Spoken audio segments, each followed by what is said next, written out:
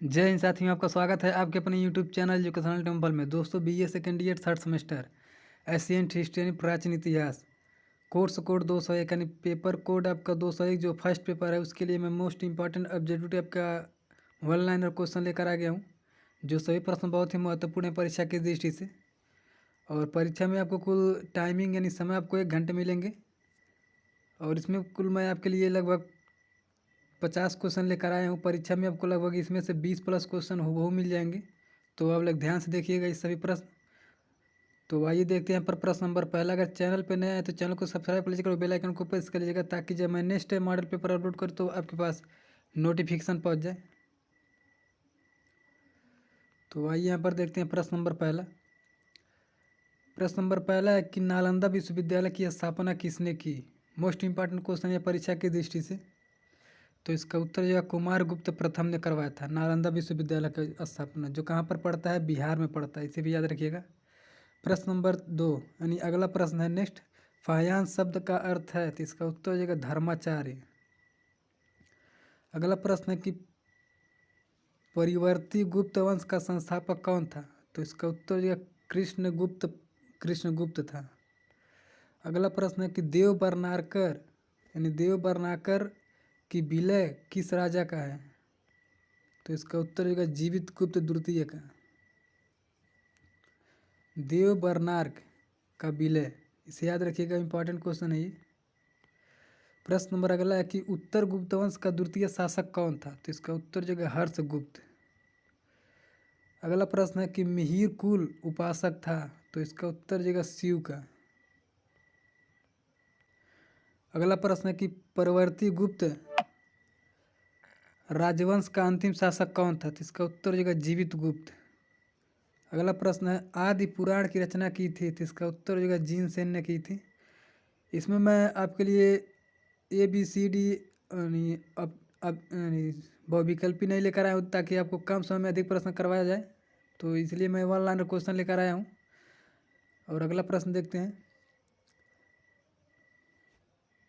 यहाँ पर हरहर नहीं है, सॉरी, यहाँ पर हरहा अभिलेख है। हरहा अभिलेख किस शासक के शासनकाल में उत्कीर्ण किया गया, तो इसका उत्तर हो जाएगा ईशान वर्मा के शासनकाल में।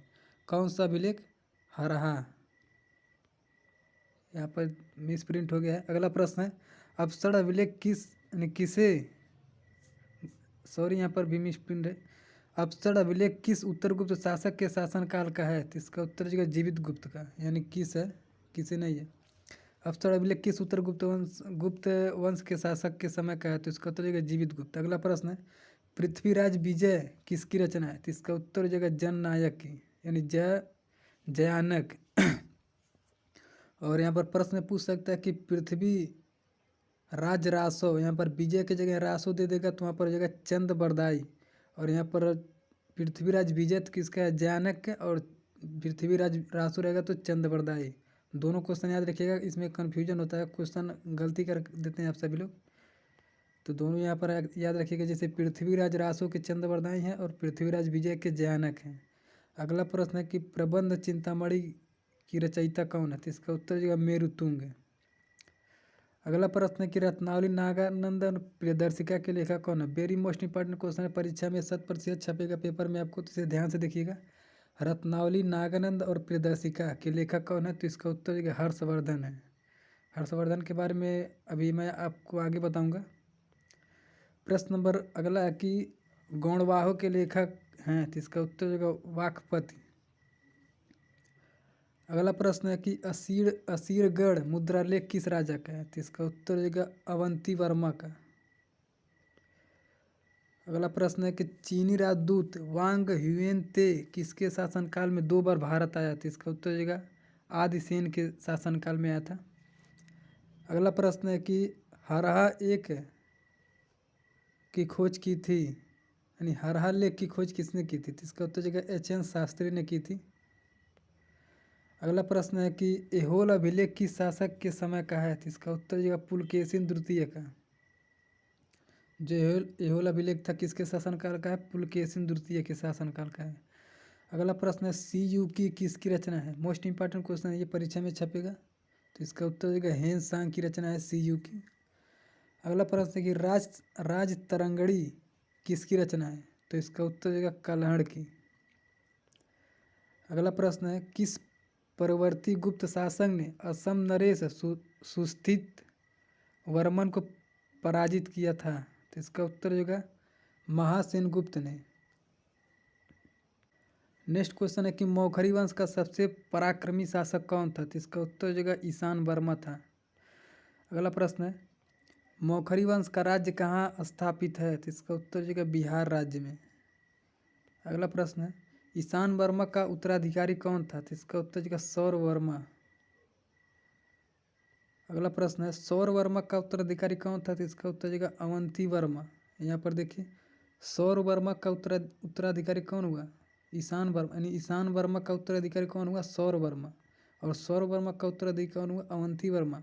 और अवंती वर्मा का उत्तराधिकारी कौन हुआ था? ग्रह वर्मा। तीनों याद रखिएगा, यहाँ क्रम से मैंने बनाया हुआ हूँ। सौर वर्मा का अवंती वर्मा का ग्रह वर्मा जो पुत्र हुआ। अगला प्रश्न है, सूर्य शतक के लेखक कौन थे? तो इसका उत्तर हो जाएगा मयूर। अगला क्वेश्चन है, नेक्स्ट क्वेश्चन है कि मुद्रा राक्षस के रचयिता कौन थे? तो इसका उत्तर हो जाएगा विशाख दत्त। अगला प्रश्न है, प्रभाकर वर्धन शासक था? तो इसका उत्तर हो जाएगा वर्धन वंश का। यहाँ पर बता दें कि यहाँ पर जो प्रभाकर वर्धन थे, यहाँ पर वर्धन वंश के बारे में बताता हूँ। वर्धन वंश के संस्थापक कौन थे? प्रभाकर वर्धन। प्रभाकर वर्धन के पिता कौन थे? नरवर्धन। और प्रभाकर वर्धन के 2 पुत्र और 1 पुत्री हुई थी, जिसका नाम था हर्षवर्धन और राज्यवर्धन, और राजश्री एक पुत्री थी। प्रभाकर वर्धन के कुल 3 पुत्रियां थी मिलाकर, एक हर्षवर्धन, राज्यवर्धन और राजश्री। और राजश्री का विवाह किसके साथ हुआ था? ग्रह वर्मा के साथ हुआ था। प्रभाकर वर्धन की पुत्री कौन थी? राजश्री, जिसका विवाह किसके साथ हुआ था? ग्रह वर्मा के साथ। हर्षवर्धन के पिता कौन थे? यहाँ पर मैंने बता दिया ऊपर, प्रभाकर वर्धन। प्रभाकर वर्धन के 2 पुत्र और 1 पुत्री थी।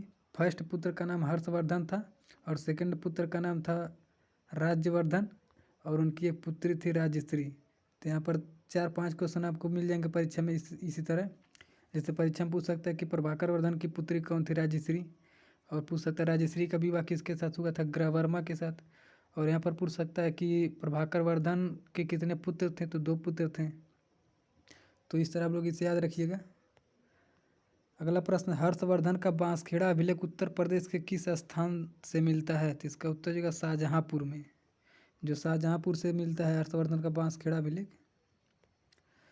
किस नदी के किनारे हर्षवर्धन की पराजय हुई थी? तो इसका उत्तर हो जाएगा नर्मदा नदी के किनारे हर्षवर्धन की पराजय हुई थी। अगला प्रश्न है, वर्धन साम्राज्य की पहली राजधानी कौन सी थी? तो इसका उत्तर हो जाएगा थानेश्वर।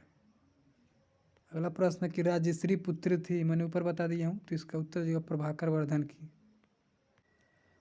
हर्ष के सोने के सिक्के के पृष्ठ भाग पर किसका अंकन है? तो इसका उत्तर हो जाएगा सूर्य का। अगला प्रश्न है कि कर्ण सुवर्ण राजधानी थी, तो इसका उत्तर हो जाएगा गौड़ की।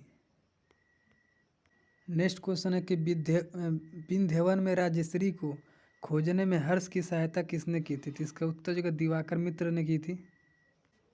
अगला प्रश्न है, हर्षवर्धन का दरबारी कवि कौन था? तो इसका उत्तर जो बाणभट्ट।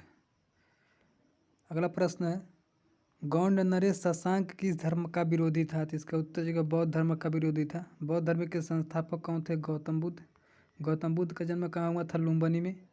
और इनको ज्ञान की प्राप्ति कहाँ हुई थी? बोध गया में। और इन्होंने सबसे अधिक समय कहाँ बिताया था? श्रावस्ती में। गौतम बुद्ध के इसके बारे में पढ़ लीजिए, गौतम बुद्ध का जन्म कहाँ हुआ था? 563 ईसा पूर्व में हुआ था। ये सभी इनके बारे में पढ़िएगा, परीक्षा में इसमें प्रश्न मिल सकते हैं 2-1। अगला प्रश्न है कि कर्पूरी मंजूरी के लेखक कौन है? यानी कर्पूरी मंजरी के लेखक कौन है? तो इसका उत्तर होगा राजशेखर। कर्पूर मंजरी यहाँ पर है, कर्पूर मंजरी के लेखक राजशेखर। तो यहाँ पर मैंने लगभग इतना क्वेश्चन करवा दिए और परीक्षा में इसमें से लगभग आपको 18 से 20 क्वेश्चन वो मिल जाएंगे इसमें। तो इसे आप लोग अच्छे से पढ़ लीजिएगा। और इसका PDF चाहिएगा तो आप हमारे टेलीग्राम चैनल को ज्वाइन कर लीजिएगा, जिसका लिंक मैं इसी वीडियो के डिस्क्रिप्शन में डाल दूँगा।